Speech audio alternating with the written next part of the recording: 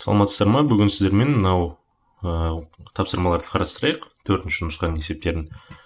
Біріншісі, яғни анықтауыштардың дәрежесін төмендетіп есептеу керек дейді. Яғни мына асынан бастайық. Асы бұл үшінші реткі анықтауыш екен. 20, 15, минус 25, 2, 1, минус 1, минус 8, 2, 1. Яғни енді осыны дәрежесін төмендетсін деп тұр ғой, ол қалай енді? Дәрежесін төмендету дегеніміз элементар түрлендірулер қолдану арқылы бір баған немесе бір қатар жолда бір ғана элементті нөлден өзгеше қылып жасауымыз керек екен. Сонымен мына жерде маған ең тиімдісі болып тұрғаны меніңше мына 2 деген сияқты. Осы 2-ні пайдаланып 20-ны және минус 8-ді нөлге айналдыруым керек. 20-ға кері сан минус 20 болғандықтан, онда мен бұны минус 10-ға көбейтіп бірінші жолға қосамын.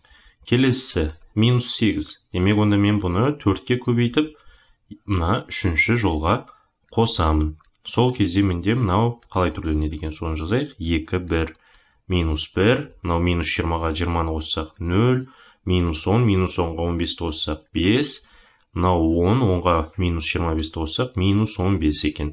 Енді келесі мынаның барлығын 4-ке көбейтіп, үшінші жолға қоссақ мынау 0, мынау 6, келесі минус 3 екен. Сонымен есептейік енді. Мына бірінші бағанда, мына 2-ден басқа екеуін нөлге айналдырдық, демек онда мына бірінші баған бойынша жіктей саламыз. Яғни мына осы 2 орналасқан жолмен бағанда сызып тастайтын болсақ, 2 көбейтілген минус 1-дің, бұл яғни алгебралық толықтауыш жазайын деп отқаным. 2 қосылған 1, одан кейінгісі мына 5, минус 15, 6 және минус 3 екен. Сонда бұл минус 2, жақшаның ішінде минус 15, қосылған, мына екеуін көбейтетін болсақ 90.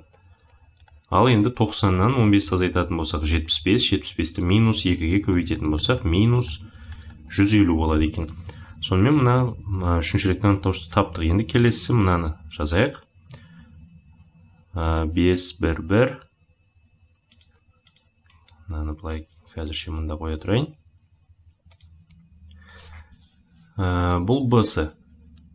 Минус 5, 1, мынауымыз минус 4, 1, 1, 4, минус 1, 5, минус 4, 1, минус 8, минус 1, 3, 2, 6, 2 дейді. Сонымен мынаны жазып алдым. Суретті орнына қояйық қайтадан. Ал жақсы, онда қарай жалғастырайық. Бұл жерден де тура осылай бағанағы түрлендіруіміз сияқты меніңше мына 1-ді алғанымыз тиімді сияқты, немесе мына 1-ді қолдансақ та болады. Онда қазір біз мына үшінші бағанды қолданып несек. Мына үшінші баған деп, 4-ші бағандағы мына 1-ді пайдалану арқылы қалғандарын нөлге айналдырайын. Жақсы, жазайық онда. Міне мынаны пайдаланамыз. Ол үшін мына 5-тен де 5-ті минус 1-ді 2-ні нөлге айналдыруым керек қой. Демек онда мен бұны минус 5-ке көбейтіп екінші жолға қосамын. Келесі минус 1 дейді. Минус 1 болса, онда бұны жай ғана 1-ге көбейтіп, мына үшінші жолға қосамыз. Келесі 2 дейді. 2 болу үшін, онда мына минус 2-ке көбейтіп, мынау 4-ші жолға қосамыз.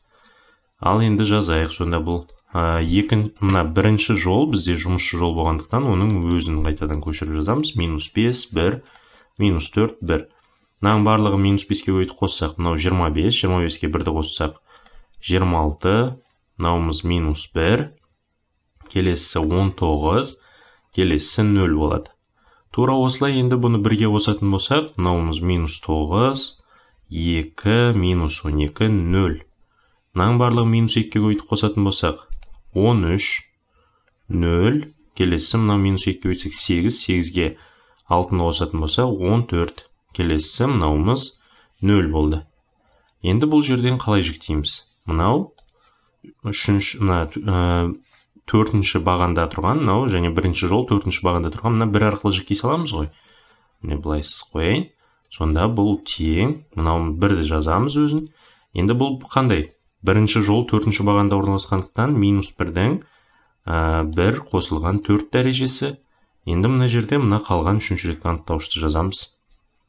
26, минус 1, 19, минус 9, 2, минус 12, 13, 0, және 14 деген. Сонымен енді бұл жерден де біз қазір мына үшінші реткі анықтауышты есептеу үшін тағы да элементар түрлендіруді қолданайық. Ол үшін онда мен мынаны 2-ге көбейтіп, мына екінші жолға қоса салайын. Ал мына онсыз да 0 болып тұр ғой. Сонда бұл тең, мына анықтауыштың сыртына -1 ғой, мынау -1-дің 5 дәрежесі. Ал енді мынауымыз 26 -1 19. 2-ге көбейтіп қоссақ, мынау 52, 52-ден 9-ды азайтатын болсақ 43. Келесі мынауымыз 0, 38, 38-ден 12-ні азайтатын болсақ 26. Ал мынау 13, 0 және 14 болады. Сонда мынауымыз -1, міне. Енді келесі мына -1-ді жазам. -1. Мына бірінші жазған -1 ол міне мынау. Ал мына екінші жазған -1 ол міне мына екінші бағандағы бірінші элемент. Яғни бірінші жол, екінші баған, бірде А, бірде екінші элемент. Енді келесі жазатын -1 дегеніміз, яғни ол алгебралық толықтауышты жазатын кездегі -1-дің I плюс G дәрежесі. Сонда бұл бірінші жол, екінші баған ғой. 1 қосу 2 дәрежесі. Енді келесі мынаны былай сызып тастаған кезде 43, 26 дегендерді жазамыз. Міне 43, 26, 13, мынау 14 деген. Сонымен есептейтін болсақ, мынауымыз мына екеуі бәрібір 1-ді береді, мынау -1. Сонда бұл -1 жақшаның ішінде мына екеуін көбейтеміз. 43 көбейтілген 14 азайтылған 26 көбейтілген 13. Ал енді бұны есептей салайық онда. 43 көбейту 14. 602 екен. Сонда бұл тең минус мына жерден 602 азайтылған 26-ны 13-ке көбейтеміз. 26 көбейту 13. 338. 338.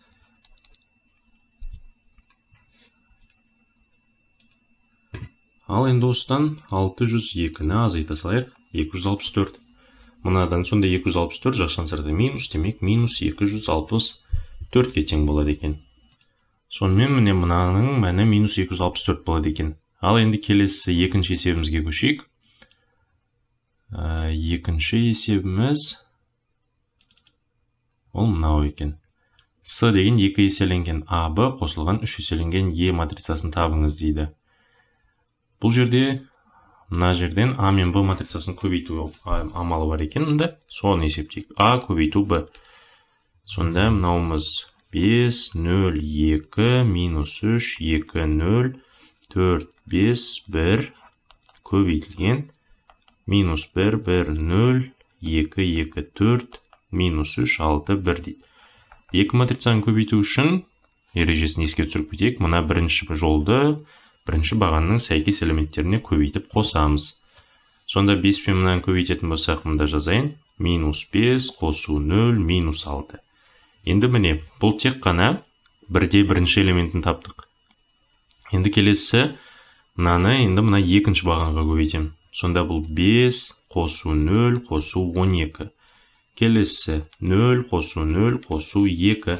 Сонда міне бірінші жолды мына әрбір бағанға көбейтіп шықтық. Сонда мына жерде пайда болған ол мына матрицаның бірінші жолындағы элементтер екен. Тура осылай енді мына екінші жолды осылай көбейтіп шығамыз. Сонда минус 3 пен мынаны көбейтсек 3 қосу 4 қосу 0. Келесі минус 3 қосу 4 қосу 0. 0 қосу 8 қосу 0. Келесі мына 4-ке көбейтеміз. Минус 4 қосу 10 азайтылған 3. 4 қосу 10 қосу 6. 0 қосу 20 қосу 1. Міне мынаны таптық. Енді осылардың мәнін есептейік. Яғни А мен Б матрицасын көбейтіндісін таптық қой. Сонда бұл минус 11, келесі 17, келесі 2, 7, 1, 8, мынауымыз 3, келесі 20 және 21 екен. Міне А мен Б матрицасының көбейтіндісін таптық.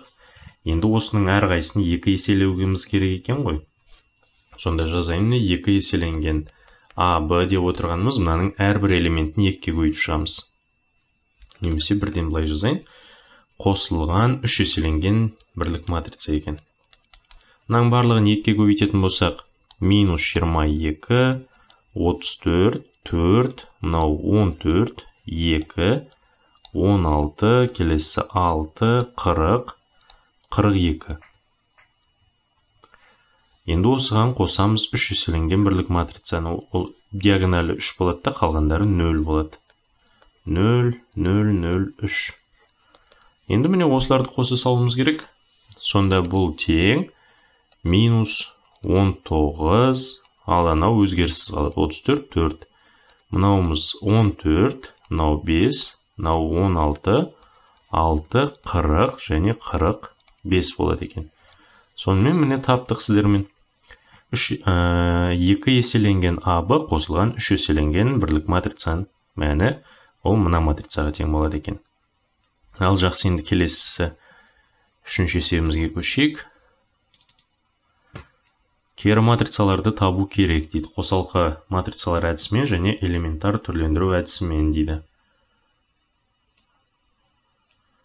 Бұны келесі бетке қояйын.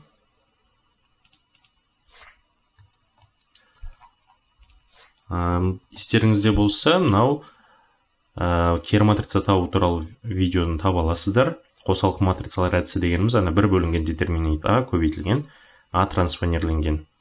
Анау алгебралық толықтауыштарынан құралған, соны төңкерілген, яғни транспонерленген матрицаға көбейтеміз. Элементар түрлендіру әдісімен дейді. Ал енді бастайық. Онда бірінші мына А-ны шығарайық. А матрицасын мына жерден 1, 2, 1, 2, минус 3, 1, 0, минус 3, минус 1 дейді. Мынаны А деген матрица деп белгілей салайық. Осының кері матрицасын табу керек. Ол үшін бірінші мына әдіспен шығарамыз ғой, қосалқы матрицалар әдісімен деген. Ол үшін маған ең бірінші детаны есептеу керек. Анықтауыш 1, 2, 1, 2, минус 3, 1, 0, минус 3, минус 1. Ал енді мынаны есептеу үшін мына бірдің астында тұрған 2-ні 0-ге айналдыра салайын. Онда мұны минус 2-ге көбейтіп, екінші жолға қосамыз. Сонда бұл 1, 2, 1, мынау 0, минус 7, минус 1, 0, минус 3, минус 1 болды. Ал енді есептейік осыны. Бұл тең 1 көбейтілген минус 1-дің қандай дәрежесі? 1 қосу 1 дәрежесі. Келесі бұлай сызып тастайсыздар. Сонда минус 7, минус 1, минус 3, минус 1.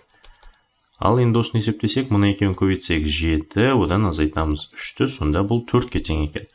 Яғни мынаның анықтауышы 4-ке тең, 0-ге тең емес, демек онда оның кері матрицасы табылады. Ал енді келесі бізге нелер табу керек еді? Анау алгебралық толықтауыштарын табуым керек. Ең бірінші А11. А11 дегеніміз ол неге тең еді? Соған тоқталайық. А11-дің формуласы ол минус 1, 1 қосылған 1 дәрежесі, одан кейін А11-дің миноры ғой. Сонда міне бұлай сызып тастаған кезде мынау минус 1-дің бәрі дәрежесі жұп болғандықтан минус 3, 1, минус 3, минус 1 дейік. Ал есептейік, мұны екен көбейтем 3, оған қосамын 3-ті 6-ға тең екен. Ал енді келесі А12. А12-нікі мына индекстарын қосындысы тақсам болғандықтан, онда ол минус 1-дің 3 дәрежесі болады да, ол сондықтан минус болады. Соны мен бірден мына анықтауыштың алдына минусты жазып кетейін. 1, 2. Міне бірінші жол, екінші баған десе, бұлай сызық 2, 0, 1, минус 1. 2, 0, 1, минус 1. Сонда бұның жауабы 2 екен. Ал енді келесі А13-ті табайық. А13 қосындысы жұп болғандықтан минусты жазбаймыз алдына. Міне бірінші жол, үшінші баған 2, 0, минус 3, минус 3. Міне 2, 0, минус 3, минус 3. Бұл минус 6-ға тең екен. Енді келесі А21-ді табайық. Мұнда жазайын міне. А21. Екінші жол, бірінші баған десек, қосындысы тақсам болғандықтан 2, 1, алдына минусты жазамыз міне. 2, 1, минус 3, минус 1. Сонда бұл минус 2 қосу 3, сонда жауабы минус 1 екен. Ал енді А22-ні есептесек, Бұл жерден өздеріңізде түсініп отқан шығарсыздар, мына минус 1-дің i плюс 1 i плюс g дәрежесін мен жазып отырған жоқпын, себебі бірден ауызша есептеп кетіп жатырмын сол жерде. Сондықтан a2 2-ні есептесек те минус 1-дің 2 қосу 2 дәрежесі десек ол бәрібір 1-ге тең ғой, сондықтан оны 1-мен алмастырып кеттім. Сонда бұл 1 1 0 минус 1. Сонда жауабы минус 1 екен. Міне 2 2 деген былай сызамыз, сонда 2 1 1 0 минус 1 деген шығады. Келесі a2 3-ті табатын болсақ, онда ол минус болғандықтан, қосындысы тақсан болғандықтан анықтауыштың алдына минус таңбасын қоямыз. Сонда бұл 1 2 0 минус 3. Сонда бұл 3-ке тең екен. Келесі a3 1-ді есептейік. Үшінші жол бірінші баған, екеуін қоссақ жұпсан болғандықтан анықтауыштың таңбасы өзгермейді. Яғни минордың таңбасы өзгермейді дегенде. Мынау 2, оған қосамыз 3-ті, бұл 5-ке тең екен. Келесі a3 2-ні табайық. Ал енді бұл жерден таңба, минордың алдында минус бар, өйткені қосындысы тақсан. Сонда ол 1 2 1 1. Ал бұл 1-ден 2-ні азайтатын болсақ минус 1, бірақ алдындағы минус 1-мен 1-ге тең болады. Ал енді келесі a3 3-ті есептей салайық, оны мына жерге жазылсайын. a3 3 бұл бізде 1 2 2 минус 3 болады. 1 2 2 минус 3. Мұны екеуін көбейтеміз минус 3, мұны екеуін көбейтеміз минус 4. Екеуін қоссақ минус 7-ге тең болады екен. Сонымен міне бізге керек барлығын таптық, алгебралық тоқтауыштарды. Енді жазайық, a минус 1 неге тең екен? a минус 1 ол тең 1 бөлінген анықтауыш. 4-ке тең анықтауышымыз. Ал енді келесі естеріңізде болса, мынау a1 2, келесі a2 1, a3 1-ді жазамыз мына жерге. Онда формуласын жазып кете салайын мына жерге. Міне det a, мынау негізі a1 1, келесі a1 2, a1 3 дейтін, соны транспонерлесек, онда мынау a2 1, мынау a3 1 болады. Келесі мынауымыз a1 2, a1 3, мынау a2 2, мынау a3 3, келесі a3 2, a2 3 екен. Міне осыны пайдаланамыз қазір. Міне 4. Енді орнына қоятын болсақ, a1 1 бізде 6-ға тең болды, a2 1 минус 1-ге тең болды, a3 1 5-ге тең болды. Келесі енді a1 2 дейді, a1 2 2-ге тең, a2 2 минус 1-ге тең, a3 2 ол 1-ге тең. Келесісі a1 3, a1 3 деген қайда? Міне минус 6, a2 3 ол 3-ке тең екен, a3 3 минус 7. Сонымен міне кері матрицасын таптық, ол осыған тең екен. Ал енді есебімізді тексерейік. Осы тапқанымыз дұрыс па екен? Мұнда қояйын. Мынау яғни біздің a деген матрицамыз. Енді осының мына кері матрицасына көбейтетін болсақ, онда оның алдындағы мына 1 бөлінген 4 деген сан мұнда қалдырайық та. 6 минус 1 5, 2 минус 1 1, минус 6 3 минус 7 дейді. Ал көбейтейік. Сонда мынауымыз 4-тен 1. Мынаған көбейтетін болсақ, мынау 6 қосу 4 минус 6. Келесі мынаған көбейтсек минус 1 минус 2. Міне минус 1, минус 2, минус 3. Плюс 3 дегенде. Келесі 5 қосу 2 азайту 7. Мынауымыз 12 азайтылған 6 минус 6. Келесі минус 2 қосу 3 қосу 3. Келесі 10 минус 3 минус 7. Бұл қалай шығып отырған түсінікті ғой. Міне 2 мен 5-ті көбейттім. 10 шығады. Минус 3 пен 1-ді көбейтем, минус 3 шығады. 1 мен минус 7-ні көбейтем, минус 7 осыларды қосып отырмыз. Келесі 0 минус 6 қосу 6. 0 плюс 3 минус 3. 0 минус 3 плюс 7. Сонда қарап отырсаңыздар, мынау 0, мынау 0, диагональдарының барлығы 4-ке тең болады, қалғаны 0-ге тең екен. Сонда бұл былай болып тұр ғой, міне 4-тен 1, 4 0 0, 0 4 0, 0 0 4. Енді мына матрицаны санға көбейтетін болсақ, әрбір элементін сол санға көбейтеміз. Сонда ол 1, 0, 0, 0, 1, 0, 0, 0, 1-ге тең екен. Келесі, мынау біздің бағана шығарған үшінші есептің асының, яғни қосалқы матрицалар әдісімен шығарды. Енді оны элементтер түрлендірулер әдісімен шығарайық. Ол қалай? Міне мынау бастапқы біздің кер матрицасын табу керек матрицаны жазамыз, оның мына қасына бірлік матрицаны жазамыз. Енді мына сол жағынан бірлік матрицаны жасаған кезде, мына ең соңынан пайда болған оң жағындағы матрица соның кер матрицасы болады екен. Мен ең бірінші не істедім? Мына бірлік матрица болу үшін, мына бір элемент, мына жер ғана 1, қалғандары 0 болу керек қой. Сонда мына 2-ні 0-ге айналдыру үшін бірінші жолды түгелдей -2-ге көбейтіп, екінші жолға қостым. Енді келесі, мына бірінші жолды көріп тұрсыздар. Бұл яғни 1, 2, 1, 1, 0, 0 деп мына бастапқы, мына бірінші жол шығып тұр. Енді келесі, мына екінші жолдағы, мына екінші элементті пайдалану арқылы, мына екеуін 0-ге айналдыруым керек. Ол үшін не істедім? 7-тен 2-ге көбейтіп бірінші жолға, және -7-тен 3-ге көбейтіп үшінші жолға қостым. Сонда ол мынадай болып түрленді. Енді келесі, мына екінші жолды түгелдей -7-ге бөліп тастайық. Сонда бізде не қалады? Соны жазайық. Бұл тең 1, 0, мынау 7-тен 5, келесі 7-ден 3, 7-ден 2, 0. Мынауымыз 0, 1, мынаны -7-ге бөлсек, 7-ден 1, келесі мынаны да -7-ге бөлдік, сонда бұл 7-ден 2, ал мынау -7-ден 1, келесі 0. Ал мынау ең соңғысы қала берсін, 0, 1, -7-ден 4, міне 7-ден 4, енді мына жерде қосу деппін ғой, 7-ден 6, -7-ден 3, 1. Сонымен міне мынау былай болып түрленді. Енді келесі бізге не істеу керек? Келесі, міне мына үшінші жолдағы, үшінші баған, яғни үшінші жол, үшінші бағандағы мына элементті пайдалану арқылы, мына екеуін 0-ге айналдыруым керек. Ол үшін бұны қалай істейміз? Мына 4-ті көріп тұрсыздар ғой. Бұл кедергі жасап тұрғандықтан, мен онда мына үшінші жолды түгелдей 4-ге бөліп тастайын. Сонда бұл тең, міне 1, 0. Мынаны мен қазір қайтадан жазғанша былай көшірмесін жасай салайын. Міне мынауны қояйық та. Мен не айттым жаңа?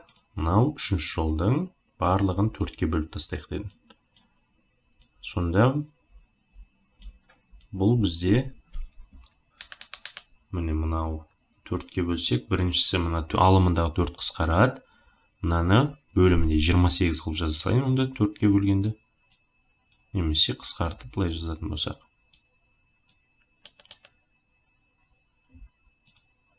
Мынаны да өзгертуім керек қазір.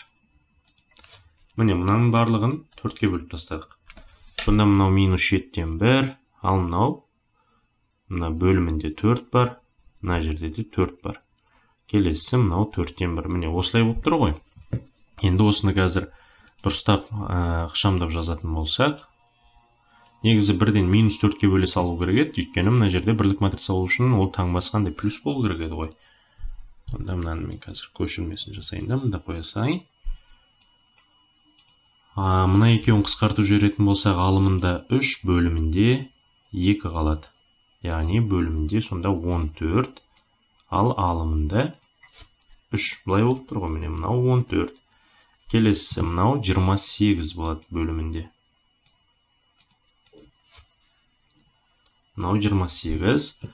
Енді осылардың әрқайсысын үшінші жол түгелдей -1-ге көбейтетін болсақ, онда мынау плюс болады да, мына екеуі минус болады. Ал жақсы, енді осыны пайдаланайық та, міне мына екеуін 0-ге айналдыруды бастайық. Онда мен бұны -1-ге көбейтіп, екінші жолға қосамын. Бұны мен -5-ге көбейтіп, бірінші жолға қосамын. Сонымен енді бұдан не шығады екен көрейік. Бұл тең 1, 0, мынауымыз 0, мынау 0, 1, 0, келесі 0, 0. Мына жақтан бізде не шығады? 7, 1.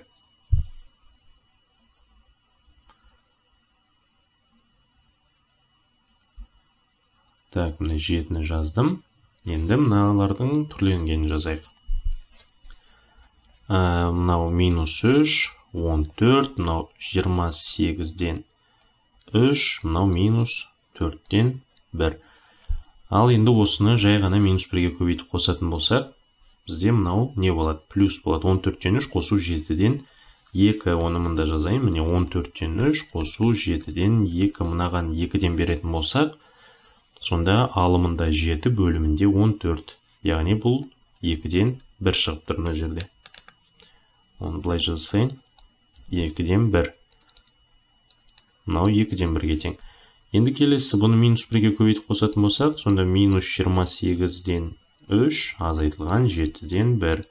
Тағы да 4-тен береміз. Алымында -7, бөлімінде 28. -4-тен 1 екен. Сонда мына жерде -1 бөлінген 4 шығып тұр. Енді келесі. Бұны -1-ге көбейтіп қоссақ, мына жерде 1 бөлінген 4 қалады екен. Енді келесі мына бірінші жолды есептеуіміз керек. Оны мынаны -5-ге көбейтіп қосамыз. Мынаны -5-ге көбейтіп қосқанда не шығады екен? Соны жазайық мынаны. Мынаны қазір өшіре салайын. Бұлар енді бізге керек емес. -5-ге көбейтсек, 15 бөлінген 14, оған қосамыз 7-ден 3-ті. Мынаны 2-ге көбейтеміз. Алымында 21, бөлімінде 14. Екеуінде қысқартатын болсақ, алымында 3, бөлімінде 2. Сонда мынау 3 бөлу 2 екен. Енді келесі -5-ге көбейтсек, -15 бөлінген 28 қосылған 7-ден 2. Мынаған 4-тен береміз. Сонда -15-тен 8-ді қосатын, -15-ге 8-ді қоссақ, алымында -7, бөлімінде 28. Бұл -4-тен 1-ге тең болады. Мынау -1 бөлінген 4. Енді келесі. Мынаны жай ғана -5-ге көбейтіп қоссақ, бұл 5 бөлінген 4. Енді келесі мына үшінші жолды түгелдей 7-ге көбейтіп жіберетін болсақ, бізде не қалады сонда? Соны жазайық. 1, 0, 0, 0, 1, 0, 0, 0, 1. Мынауымыз 2-ден 3, мынау -4-тен 1. Келесі 4-тен 5, мынау 2-ден 1, -4-тен 1, 4-тен 1. Мынаның барлығын 7-ге көбейтеміз дедік қой. Мынау -2-ден 3, мынауымыз 4-тен 3, келесі -7 бөлінген 4 екен. Сонымен міне кері матрицасын таптық. Бұның кері матрицасы міне мынаған тең екен. Жазайық сонда. A-1 ол тең 2-ден 3, -4-тен 1, 4-тен 5. Келесі 2-ден 1, -4-тен 1, 4-тен 1, -2-ден 3, 4-тен 3, -4-тен 7. Енді осының барлығынан 4-тен 1-ді жақшаның сыртына шығаратын болсақ, не қалады екен? Мына жақта 6 қалады, келесі -1 қалады, мыннан 5 қалады. Мына жерде алым мына 2 қалады, мында -1, мында 1 қалады, мында -6, мында 3, мында -7 қалады екен. Сонымен міне мына кері матрицасы ол мынаған тең екен. Енді оны мынамен салыстырып көрейік, бағана тапқан. Осымен сәйкес келеді ма екен, жоқ екен. Міне бағанағы біз қосалқы матрица арқылы тапқанымыз ол мынаған тең болды. Енді оны міне мынаған қойып салыстыра салайық, екеуінің бір-біріне тең екендігін көреміз. Сонымен мына шығарған есебіміз дұрыс екен. Міне мынау екіншісі элементар түрлендіру әдісі, ал мына біріншісі қосалқы матрицалар әдісімен таптық бұның кері матрицасын. Енді келесі мына үшінші есептің б-сын шығарайық. 1, 1, 1, 3, 1, -2 дейді. Қазір оны мына жаққа жазайын. 1, 1, 1, 3. Мына қандай еді, қазір қарайық. 3, 1, -2. 3, 1, -2, 1, 0, -1 дейді. Мынау, яғни біздің екінші есебіміз ғой. Бұны да А матрицасы деп белгілейік. Бұның да кері матрицасын екі түрлі әдіспен табыңыз деген. Онда бірінші элементар түрлендіру әдісінен бастай салайық. 1, 1, 1, 3, 1, минус 2, 1, 0, минус 1. Мұнда бірлік матрицаны жазамыз. 0, 1, 0, 0, 0, 1. Бірінші жолды минус 3-ке көбейтіп, екінші жолға қосамыз. Минус 1-ге көбейтіп, үшінші жолға қосамыз. Сонда бұдан не шығады екен? 1, 1, 1, 1, 0, 0, минус 3-ке көбейтіп қостық. 0, минус 2, минус 5, минус 3, 1, 0. Минус 1-ге көбейтіп қосам. 0, минус 1, минус 2, келесі, минус 3, минус 3 емес қой, минус 1 болатында. Сосын 0 және 1. Енді келесі, мынауымыз мына минус 2-ні пайдалану арқылы мына екеуін 0-ге айналдырам. Онда мен бұны 2-ден 1-ге көбейтіп, бірінші жолға қосайын. Келесі минус 2-ден 1-ге көбейту арқылы үшінші жолға қосайық. Екінші жол бізде жұмысшы жол болғандықтан оның өзін көшіріп жазамыз. 0, минус 2, минус 5, минус 3, 1, 0. Мынауымыз 1, 2-ден 1-ге көбейтсек минус 1 шығады, оған қосам 0. Мынау минус 2,5. Минус 2,5-ға мына 1-ді қоссақ минус 1,5. Келесі минус 1,5, мынау минус 0,5-ке тең болады. Мынау 0,5, ал мынау ең соңғысы 0-ге тең болады. Ал енді бұны минус 2-ден 1-ге көбейтіп қоссақ 0, 0, мынауымыз 2,5, 2,5-нан 2-ні азайтсақ 0,5 қалады ғой. Келесі мынау 1,5, 1,5-нан 1-ді азайтсақ 0,5. Ал енді мынаны да көбейтетін болсақ минус 0,5, ал ең соңғысы 1 екен. Ал енді мына екінші жол түгелдей минус 2-ке бөліп тастайық. Сонда бұл тең 1, 0, минус 1,5, минус 0,5, 0,5, 0. 0, мынау 1, минус 2-ке бөліп жатырмыз ғой. Мынау сонда 2,5, мынау 1,5, мынау минус 0,5, 0. Келесі 0, 0, мынаң бардың 0,5-ке бөліп тастасақ, мынау 1, немесе осылай қалдырасайық қазірше. 0,5, 0,5, минус 0,5, мынау 1 екен. Енді неліктен бұны қалдырдым? Өйткені мына 0,5, мына тұрған сандар мына 0,5-ке еселі ғой. Сонда мен бұны минус 5-ке көбейту арқылы мынаған қоса саламыз. Одан кейін 3-ке көбейту арқылы мына бірінші жолға қоса салам. Сонымен енді бұл қалай болады екен? Үшінші жол бізде жұмысшы жол. Сондықтан 0, 0, 0,5, 0,5, минус 0,5, 1. Енді осының әрқайсысын 5-ке көбейтіп қостық қой, минус 5-ке. Сонда мынау минус 2,5, 0. Мынау минус 2,5, минус 2,5-нан 1,5-ды азайтсақ, минус 1 қалады. Келесі мынауымыз 2,5, мынау сонда 2 болады. Мынау минус 5 екен. Енді 3-ке көбейтіп қосам ғой. Сонда 1, 0, мынау 0. Мынаны 3-ке көбейтсек 1,5. 1,5-нан 0,5 азайтсаңыздар 1 болады. Минус 1,5, оған 0,5 қоссақ минус 1. Келесі бұл 3-ке тең болады. Енді 3-ші жолды түгелдей 0,5-ке бөліп тастаймыз. Сонда не қалады екен? Бұл тең 1, 0, 0, 0, 1, 0, 0, 0, 1. Мынауымыз 1, минус 1, 3, минус 1, 2, минус 5. Мынау 1, минус 1, ал мынау 2-ге тең болады екен. Сонымен мына берілген бастапқы мына матрицаның кері матрицасын таптық.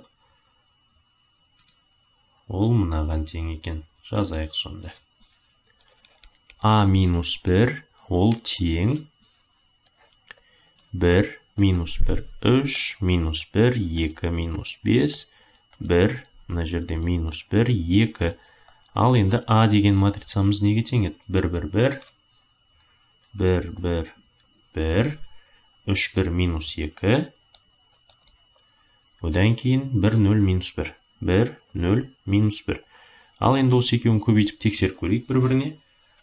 Мына ереже орындалу керек қой бізде. А көбейтілген А минус 1, ол тең А минус 1, көбейтілген А, ол тең Е. Мына екеуін қалай көбейтпесеңіздер де бірлік матрица шығу керек. Сонда 1, минус 1, 3, минус 1, 2, минус 5, 1, минус 1, 2-ні мына матрицаға көбейтейік. 1, 1, 1, 3, 1, минус 2, 1, 0, минус 1. Ал енді не шығады? 1, минус 3, плюс 3. Сонда міне 1, плюс 3, минус 3. Келесі.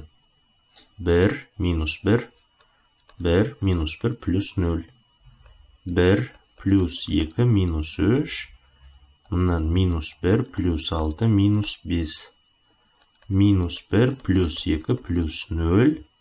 Минус 1, минус 4, плюс 5. Келесі 1, минус 3, плюс 2. Яғни мына жолды бағанға көбейтіп бірден ауызша есептеп жатыр. 1, минус 1, плюс 0.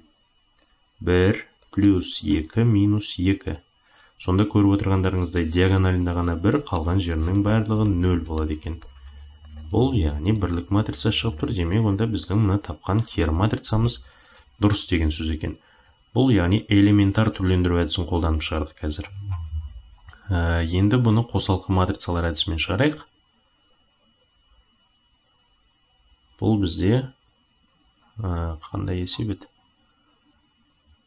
Так, мына жерден бұл басқа есеп, бұл анау А деген есебі. Мына жерден бастап, міне мынау Б-сы ғой.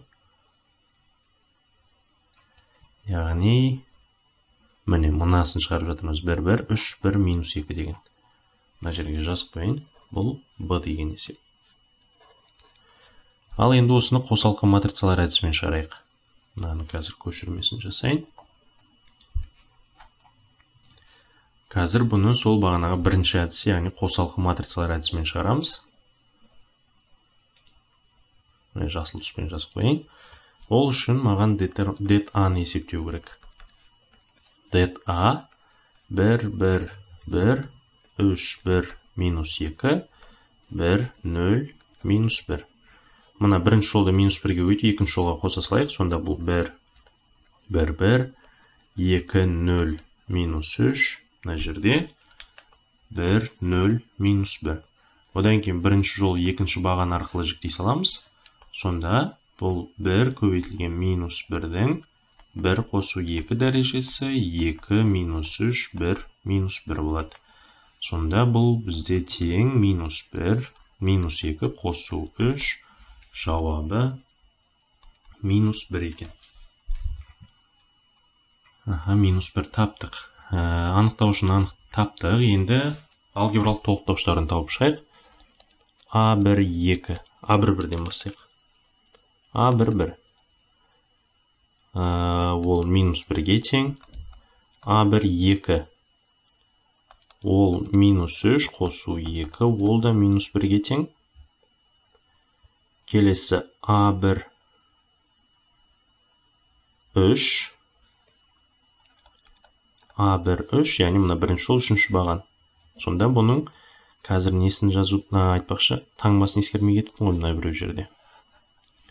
A1, 2-нің алдында минус таңбасы болады. Одан кейін барып, міне бірінші жол екінші баған десек, мұна минус 3.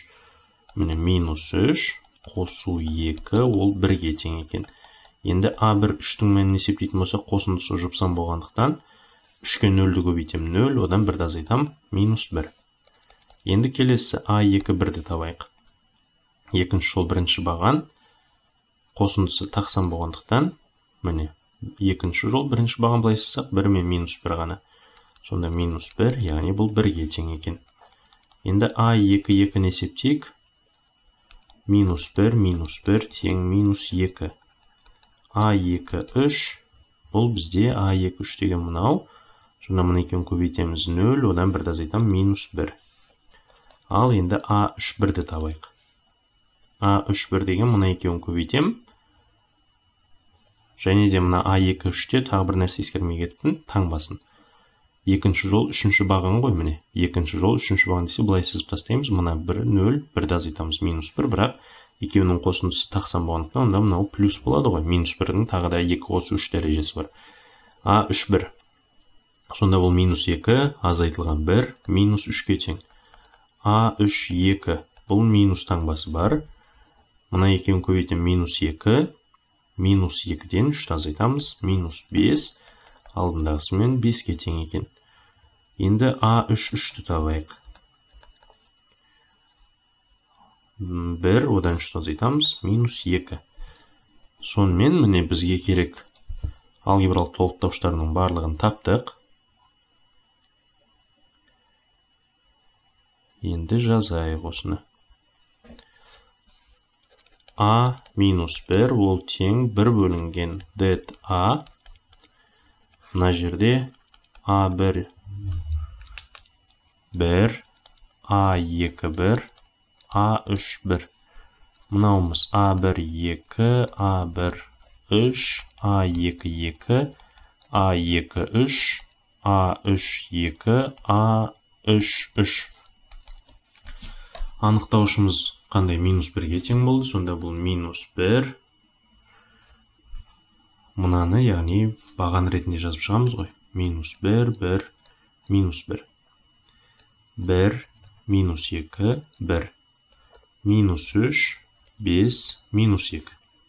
Осының барлығы -1-ге өйтсек, 1, -1, 1, -1, 2, -1, 3, -5, 2. Сонымен міне кер матрицасын таптық. Ол мынамен сәйкес пе екен? Тексере салайық. Міне мынау. 1, -1, 3, -1, 2, -5, 1, -1, 2. Екеуі бірдей екен көріп отырғандарыңыздай. Міне бағанағы сіздермен шығарғанымыз, мынау элементар түрлендіру әдісімен шығардық, ал мынау қосалқы матрицалар әдісімен шығардық. Сонымен міне кер матрицасының барлығын таптық. Ал енді келесі есебімізге көшейік.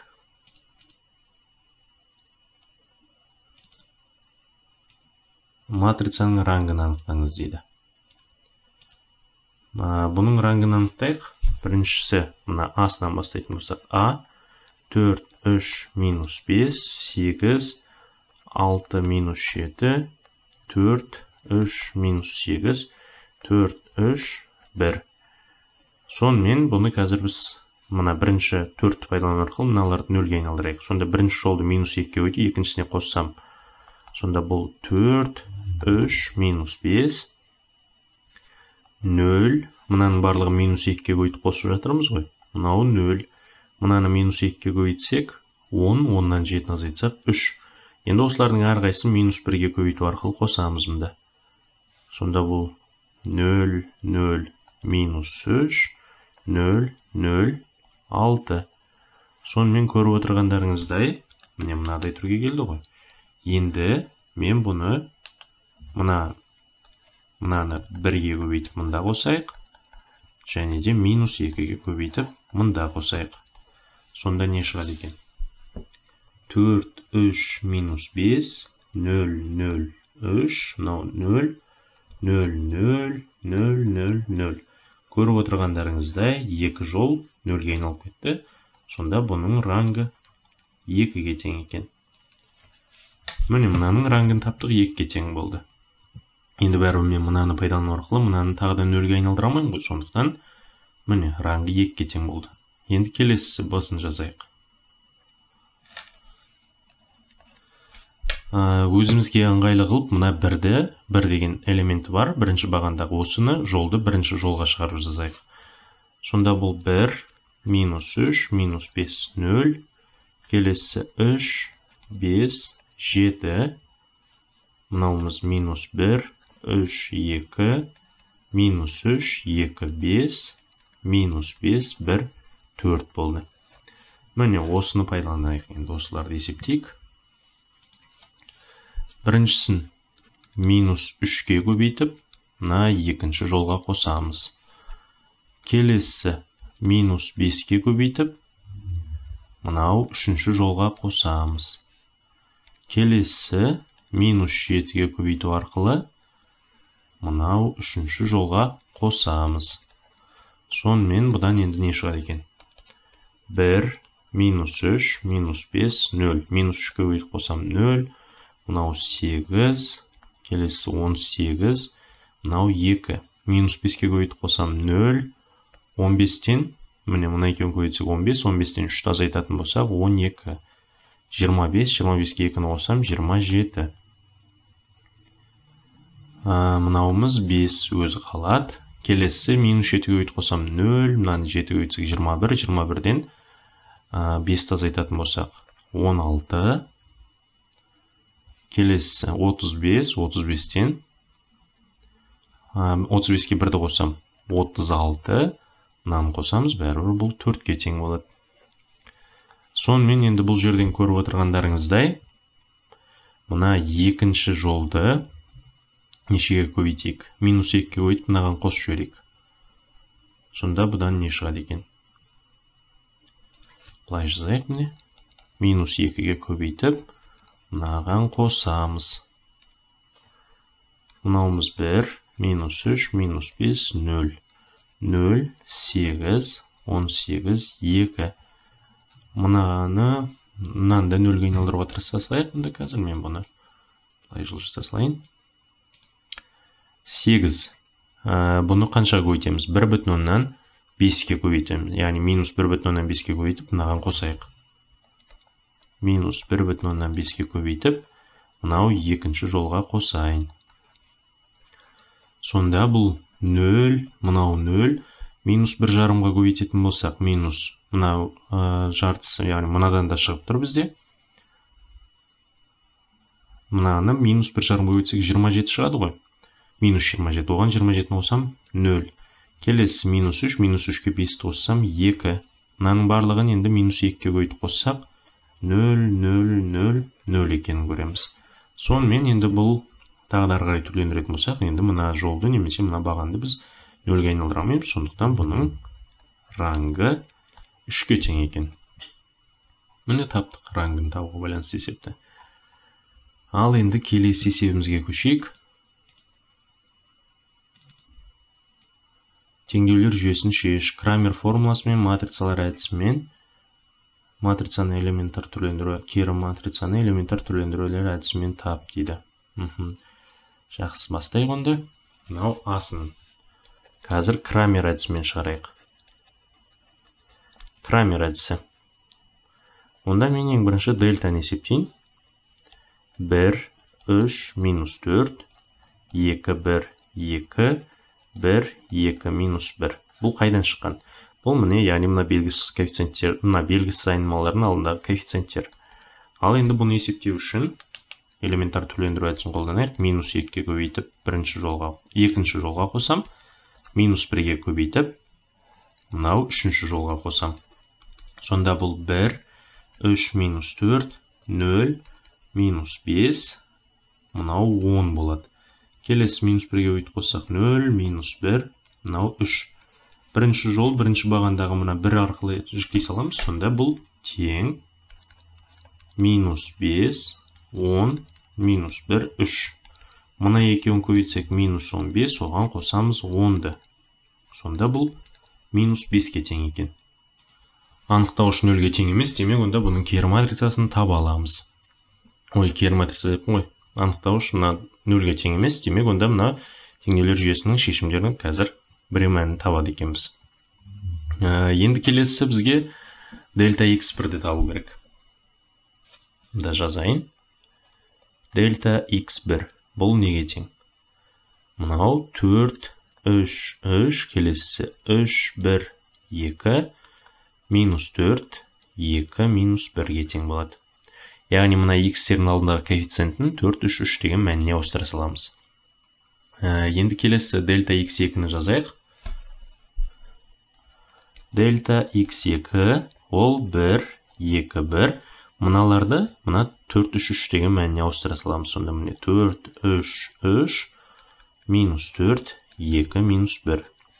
Келесі дельта x3 бұл 1, 2, 1, 3, 1, 2, ал мынау 4, 3, 3-ге тең болады. Сонымен қазір мына үшінші рет анықтауыштарды есептеуіміз керек. Соны есептейік.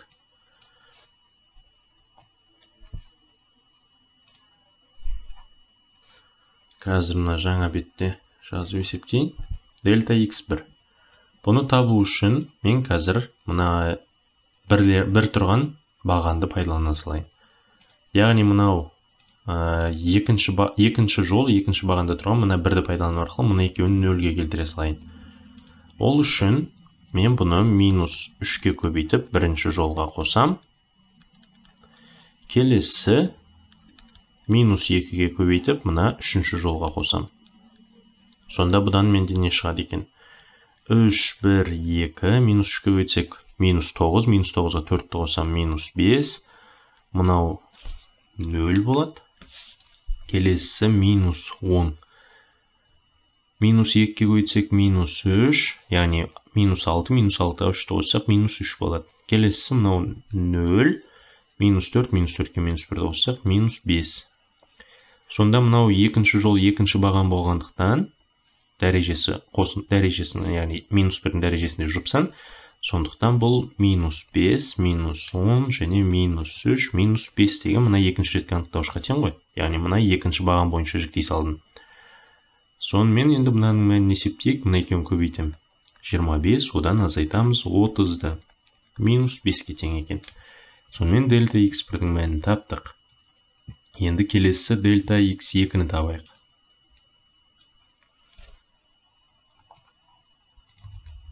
Дельта x2. Бұны табу үшін мына бірінші бағанды пайдалана саламыз. Бірінші жолды минус 2-ке көбейтіп екінші жолға қосам. Минус 1-ге көбейтіп үшінші жолға қосамын. Сонда бұдан 1, 4, минус 4. Мынау 0, минус 5, мынау 10-ға тең, келесі 0, минус 1, 3-ке тең екен. Бірінші жол, бірінші баған арқылы жіктей салсақ, бұл минус 5, 10, минус 1, 3-ке тең болады. Сонда мұны екеуін көбейтем минус 15, оған қосамыз 10-ды. Бұл минус 5-ке тең екен. Енді дельта x3-дің мәнін табайық. Дельта x3 неге тең болады екен? Бұл да тура осылай бірінші баған арқылы жіктей салайық. Бірінші бағанды түрлендіре салайық. Минус 2-ні көбейтіп, мына екінші жолға қосам. Минус 1-ге көбейтіп, үшінші жолға қосам. Сонда бұдан 1, 3, 4 қалады. Минус 2-ге көбейтсек қоссақ 0, минус 2-ге көбейтсек минус 6, минус 6-ға 1-ді қоссақ минус 1. Ой, минус 5 дегенде минус 1 деп қой. Минус 5. Енді келесі минус 8, минус 8-ге 3-ті қоссақ минус 5. Минус 1-ге көбейтіп қосам 0, минус 1, минус 1. Сонымен бұны есептейтін болсақ, бірінші жол, бірінші баған арқылы жіктей саламыз. Мына екеуі бір-бірін еселі екенін көреміз. Минус 5, минус 5, минус 1, минус 1. Бұны бәрі есептесек 0-ге тең. Сонда x1-дің мәні дельта x1-ді дельтаға бөлеміз. Дельта деп отырғанымыз бізде минус 5-ке тең ғой. Сонда жазайық міне. x1 ол минус 5-дің минус 5-ке қатынасы, ол 1-ге тең екен. Ал енді x2 деп отырғанымыз дельта x2-ні дельтаға бөлеміз ғой. Сонда минус 5 бөлу минус 5 ол 1-ге тең екен. Ал x3 деп отырғанымыз 0 бөлінген минус 5 ол 0-ге тең. Сонымен бұның жауабы 1, 1, 0 деген сан екенінде. Жауап. Ал тексер көрейік 1, 1, 0. 1, 1, 0. Үшінші айнымалы x3 0-ге тең болды. Онда мынаған 1-ді қойсақ 3, 1-ді қойсақ 3 орындалып тұр екен. Сонымен Крамер формуласымен таптық. Ал енді мына жерге жазып кете салайын формуласын. x1 ол дельта x1-дің дельтаға қатынасы. x2 дельта x2-ның дельтаға қатынасы. x3 дельта x3-дің дельтаға қатынасы. Осыған тең болады міне. Бұл яғни бізде Крамер әдісі деп аталады. Енді матрицалар әдісімен табайық бұны. Элементар түрлендіру әдісімен кері матрицасын табыңыз дейді. Яғни бұл жерде кері матрицаны элементар түрлендіру әдісі деп отырғанымыз, ана қасына бірлік матрицаны тіркеп жазатын әдіс. Ол мына әдіс емес. Ол мына әдіс қой. Қасына бірлік матрицаны тіркейсіздерде кері матрицасын табу бұл элементар түрлендіру әдісі деп аталады. Сонымен енді бұны шығарайық. Ол үшін маған А деген матрицаны жазайын қайтадан. Б деген матрицамыз 4, 3, 3-ке тең болып тұр. Мынау 1, 3, минус 4, 2, 1, 2 дейді. А деген матрицамыз 2, 1, 2, 1, 3, минус 4. Яғни А деген матрицамыз мынаның коэффициенттерден құралған матрица ғой, 1, 3, минус 4. Келесі, міне, 2, 1, 2, 1, 2, минус 1. Міне, мынау А деген матрицамыз. 2, 1, минус 1. 1, 2, минус 1 екен мына жерде. 1, 2, минус 1. Ал енді келесі Б деген матрицамыз, ол мына 4, 3, 3. Енді келесі X деп отырғанымыз X1, X2, X3. Қазір біз осы X1, X2, X3-терді табуымыз керек қой. Сонымен мынау Крамер әдісімен шығарды. Енді матрицалық әдіспен шығарамыз. Соны мында жазып қойын. Матрицалық әдіс. Ол міне осылай жазасыздар матрицалық әдіспен шығару үшін. Бірінші коэффициенттерден құралған матрицаны А матрицасы деп белгілейсіздер, ал мәнін былай Б деген матрица белгілейсіздер, ал белгісіз айнымалыларды X1, X2, X3 деп. Ал егер сіздерде X, Y, Z пен келсе, онда мынаны әрине X, Y, Z деп белгілейсіздер. Сонда бұл былай ғой. А матрицасын X матрицасына көбейтсең, Б матрицасы шығады деген сөз. Шынымен де көріп отырғандарыңыздай 1, 3, минус 4, 2, 1, 2, 1, 2, минус 1-ді мен қазір мына X1, X2, X3-ке көбейтсем, мына матрица шығады 4, 3, 3 деген. Екі матрицаны бір-біріне көбейту үшін бірінші матрицаның бағандар саны, екінші матрицаның жолдар санына тең болу керек. Мынау 3-те 3 матрица, мынау 3-те 1 матрица. Екеуін көбейтсек 3-те 1 деген матрица шығады. Яғни 3 жол 1 баған. Сонымен көбейтетін болсақ, міне, мына мен мынаны көбейтсеңіздер X1 қосу X3, мына X1 қосылған 3 еселенген X2 азайтылған 4 еселенген X3 ол тең 4 деген шығады. Сонда мына сол жағын көбейтсеңіздер, мынандай 3-те 1 матрица шығады. Мына жағынан да бізде 3-те 1 матрица шығып тұр. Екі матрица бір-біріне тең болу үшін олардың әрбір элементтері тең болу керек деген. Содан шығады. Ал енді осыдан X матрицасын қалай табамыз? X-ті табу үшін ол А минус 1 көбейтілген Б-ға тең. Неліктен? Өйткені мына матрицаның мен сол жағынан А минус 1-ге көбейтем. Сонда мына екеуі бізде бірлік матрицаны береді. Бірлік матрицаны бәрібір кезген матрицаға көйтсеңіздер, сол матрицаның өзі шығады. Ал енді сонда мына жерде X деген матрица қалып отыр, ол А-1 көбейтілген Б-ға тең екен. Ал енді бастайық. А-1-ді табу үшін элементар түрлендіру әдісін қолданыңыз депті. 1, 3, минус 4, 2, 1, 2, 1, 2, минус 1. Бұның қасына 1, 0, 0, 0, мына жерде 1, 0, 0, 0, 1. Міне қасынан бірлік матрицаны тіркедік. Енді осыны элементар түрлендіру әдісі деп атаймыз. Ол үшін минус 2-ге көбейтіп, екінші жолға қосамыз, және минус 1-ге көбейтіп, үшінші жолға қосамыз. Сонда бұдан 1, 3, минус 4, 1, 0, 0, минус 2-ге көбейтіп қоссақ 0, минус 5, мынауымыз қанша болады? 10 болады. Минус 2, 1, 0. 0, минус 1, 3, минус 1, 0, 1. Міне мынадай болды біздің берілген матрицамызды түрлендіріп едік. Енді мына минус 5-ті пайдалану арқылы мына 3 және минус 1-ді 0-ге айналдыруымыз керек. Сонымен табайық енді оны. Мына екінші жолдың барлығын минус 5-ке бөліп тастайық. Сонда бұл 1, 3, минус 4, 1, 0, 0, 0, 1, минус 2, 0,4, мынау минус 0,2, мынау 0, 0, минус 1, 3, минус 1, 0, 1. Сонымен енді осыны қазір минус 3-ке көбейтіп бірінші жолға қосайық. Минус 3-ке көбейтіп бірінші жолға қосамыз. Сонда бұл 1, 0, 2 минус қанша болады? Мында минус 1,2, одан 1-ді азайтсақ минус 0,2. Мынау 0,6 болады мында. Келесі 0. Ал мынау 0,1 минус 2, 0,4 минус 0,2, 0. Мынаны жай ғана өзін қосамыз. 0, мынау 0 болады. Ал мында 1, келесі минус 0,6, минус 0,2, 1 шықты. Енді келесі, енді үшінші жолды 2-ге және минус 2-ге көбейтіп, бірінші және екінші жолдарға қосайық. Сонда бұдан менде не шығады екен?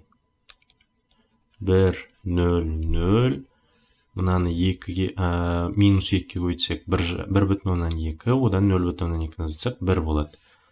Мынау 0,4, оған мынаны қоссақ 1, келесі минус 2. 0, 1, 0, 0, 0, 1.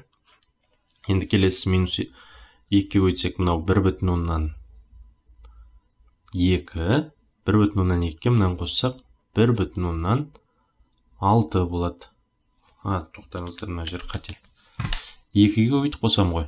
Сонда міне бірінші бұны 2-ге көбейтсек минус 1,2, мынаны қоссақ минус 0,8. Келесі минус 0,4, оған 0,2 қоссақ минус 0,6. Ал мынау 2-ге тең болады. Мынау минус 0,6, минус 0,2, бұл 1-ге тең екен. Сонымен а минус 1-ді таптық.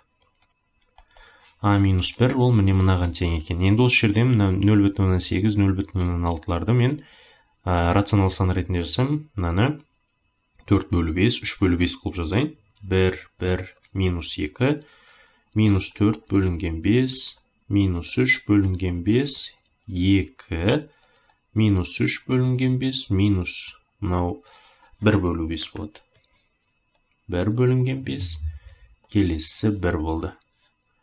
Ал енді осыдан 5-тен 1-ді жақшаның сыртына шығарып жіберетін болсақ, онда мында 5, 5, минус 10, минус 4, минус 3, мында 10 болады, минус 3, минус 1, 5. Сонымен енді осы тапқан а минус 1-мізді, кері матрицасын таптық қой. А минус 1 мынаған тең екен. Енді x деген матрицасын табатын болсақ, бізде формула бойынша x тең а минус 1 көбейтілген b еді ғой. Онда жазайық міне. 5-тен 1, 5, 5, минус 10, минус 4, минус 3, 10, минус 3, минус 1, 5. Бұны көбейтеміз. Қандайға? 4, 3, 3. 4, 3, 3-ге. Сонда бұдан не шығады екен? 5. Мынаны көбейтсек 20, оған қосамыз 15-ті, азайтамыз 30-ды. Келесі минус 16, азайтылған 9, қосу 30. Келесі минус 12, азайтылған 3, қосылған 15. Біріншісінен бізде бұлай шығып тұр ғой, міне 5-тен 1, 5, 5, 0. Әрқайсысын 5-ке бөлетін болсақ, сонда мұнан 1, 1, 0 шықты. Сонымен x1 1-ге, x2 1-ге және x3 0-ге тең екендігі шықты. Сонымен міне мынаны матрицалық әдіспен шығардық. Ең соңында жауап, яғни ол 1, 1, 0-ге тең екен. Таптық міне жауабын. Бағанада шығарып едік, 1, 1, 0-ге тең болды Крамер әдіспен шығарғанда да.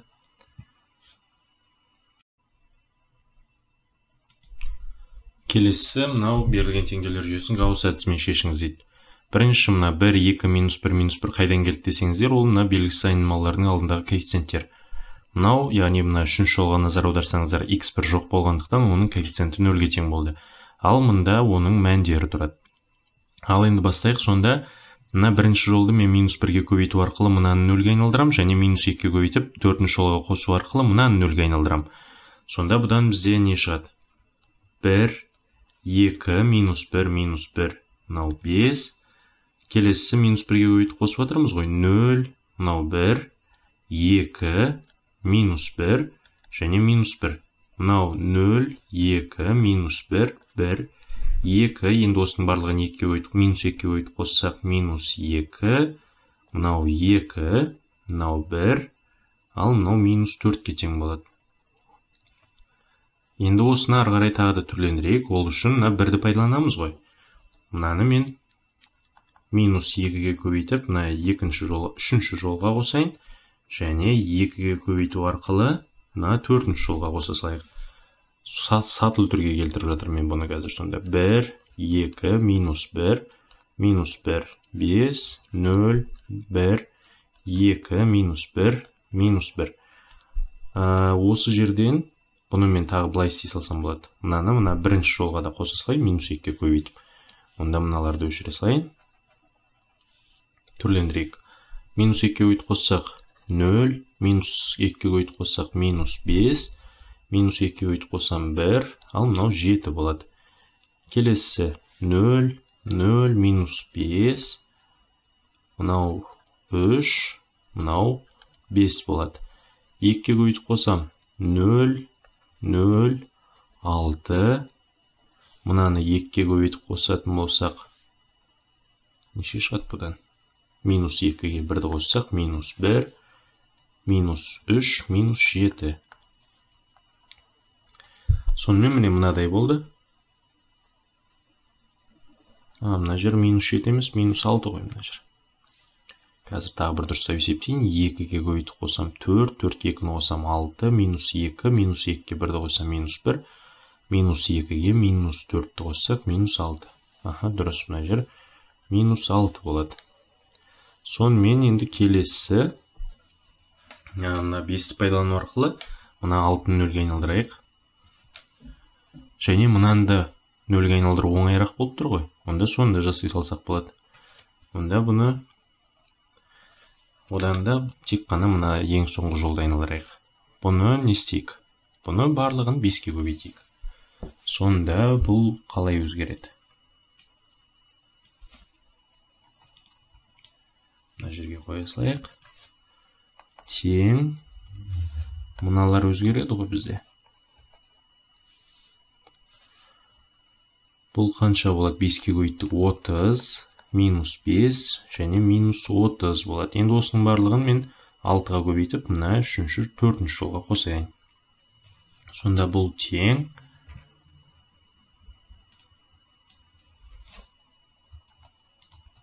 қояйық. Мыналары уже басқаша болады бізде. Міне мынаны, минус 30, 30-ға мынаны қосам 0, 18, 18-ден 5-ті азайтатын болсақ 13, мынаны қосамыз 0 болды. Сонымен, міне бұл нені білдіреді? Бізде бастапқыда белгісіздеріміз x1, x2, x3, x4 еді ғой. Мынау яғни міне x1-дің коэффициенттері, мынау x2-ның, мынау x3-дің, мынау x4-дің коэффициенттері. Сонда мына ең соңғысын жазатын болсақ, 13 көбейтілген x4 тең 0 деген шығады. Бұдан бізде x4-дің 0-ге тең екендігі шықты. Сонымен x4-дің 0-ге тең екенін білсем, онда енді мынадан 3-ші жолға сәйкес жазам ғой. Ол минус 5 көбейтілген x3 қосылған 3 еселенген x4 ол 5-ге тең деген. x4 0-ге тең екенін білем, онда бұдан бізде x3-дің мәні минус 1-ге тең екендігі шығады. x3-ті таптық. Енді мына екінші жолға назар аударатын болсақ, бұл x2 қосылған 2 еселенген x3 азайтылған x4 ол минус 1-ге тең деген сөз. x3 пен x4-дің мәнін білеміз. Орнына қояйық сонда. x2 азайтылған 2 минус 0 тең минус 1 десек, онда бұдан x2-ның мәні 1-ге тең екендігі шығады. Міне x2-ні таптық, x3-ті және x4-ті таптық. Енді осыдан ең бірінші теңдеуімізге келетін болсақ, x1 азайтылған 5 еселенген x3 қосылған x4 ол 7-ге тең деген шығады. Сонда x1 қосу 5 қосу 0 ол 7-ге тең болады да, бұдан x1-дің мәні 2-ге тең екендігі шығады. Сонда жауап 2, 1, минус 1, 0 болады. Сонымен таптық. Мына берілген теңдеулер жүйесінің шешімі осыған тең екен. Ал енді келесі басын шығарайық. Бұл жерде бір назар аударатынымыз белгісіздер саны 4-еу, ал теңдеудің саны 3-еу. Демек, онда бұл жерде қазір x3 немесе x4-ті альфа арқылы белгілейміз. Бұның яғни шексіз көп шешімі болатын шығар бізде. Сонымен міне асын таптық, мынаған тең екен. Міне жауабын таптық. Енді 1, 1, 3, 4, 6. 1, 1, 3, 4, 6. Келесі. 1, 2, 5, 5, 8. 1, 2, 5, 5, 8. Келесі 2, 3, 8, 9, 17. 2, 3, 8, 9, 17. Міне. Бұл жерде бізде 4 белгісіз 3-ақ теңдеу болып тұр. Белгісіздер саны мен теңдеулердің саны тең болғанда, яғни ол жерден біз шешімдерін таба алатын едік қой. Нақты бір ғана шешімін. Мынау 4, 5, 9. Қазір бір тексеріп жүрейік. 4, 5, 9. 3, 5, 8. Келесі 1, 2, 3. 1, 1, 2. 6, 8, 17. Я, дұрыс. Ал енді бастайық онда. Бірінші жолды минус 1-ге көбейтіп, мына екінші жолға қосамыз. Және минус 2-ге көбейтіп, мына үшінші жолға қосамыз. Бұл, яғни, мынау б-сыншы есебін шығарып жатырмыз. А-сы шықты. А-ның жауабын тауып қойдық. Міне, ол мынаған тең екен. Ал енді осыдан қалай шығады екен? 1, 1, 3, 4, 6, 0, мынау 1, 2, 1, 2 болды. Келесі 0, мынау 1, мынау 2, мына жерде 1, мынадан не шығады екен бізде? Қазір дұрыс жаздым ба? Мынау минус 2, 1, минус 6, 2, минус 8, 1, минус 12, мұнdan 5 шығады. Бұдан көріп отырғандарыңыздай, мына теңдеулер жүйесі үйлесімсіз деген болады. Неліктен? Өйткені мен қазір бұны нешеге көбейтіп, мысалға минус 1-ге көбейтіп, мынаған қосатын болсам, менде не шығады? 1, 1, 3, 4, 6, 0, 1, 2, 1, мынау 2 болады, мынау 0, 0, 0, 0 болады, мұндан 3 болады. Яғни бұл жерден қайшылыққа келеміз. Қандай қайшылық? Мына жерден қайшылыққа келіп тұрғанымызды көруімізге болады. Бұл жерден міне, мынау 2-ге теңдейді, ал мынау 5-ге теңдеп тұр. Осыдан қайшылық шығып тұр. Неліктен? Өйткені мына 1, 2, 1 дегеніміз ол мына еді ғой. x1 қосыл, x1 деппін ғой. x3 бұл, x2 міне қосылған 2 еселенген x3 қосылған x4-тің мәні 2-ге теңдейді. Ал мына үшінші жолымыз ол былай айтатын. 2x2 қосылған 2 еселенген x3 қосылған x4 бұл 5-ге теңдейді. Көріп отырсаңыздар, мына сол жақтары бірдей, оң жақтары әртүрлі болады да, осыдан қайшылық болады. Қайшылыққа келеміз, теңдеулер жүйесі үйлесімсіз болады да, бұның шешімі жоқ. Шешімі табылмайды, яғни бос жиын екен.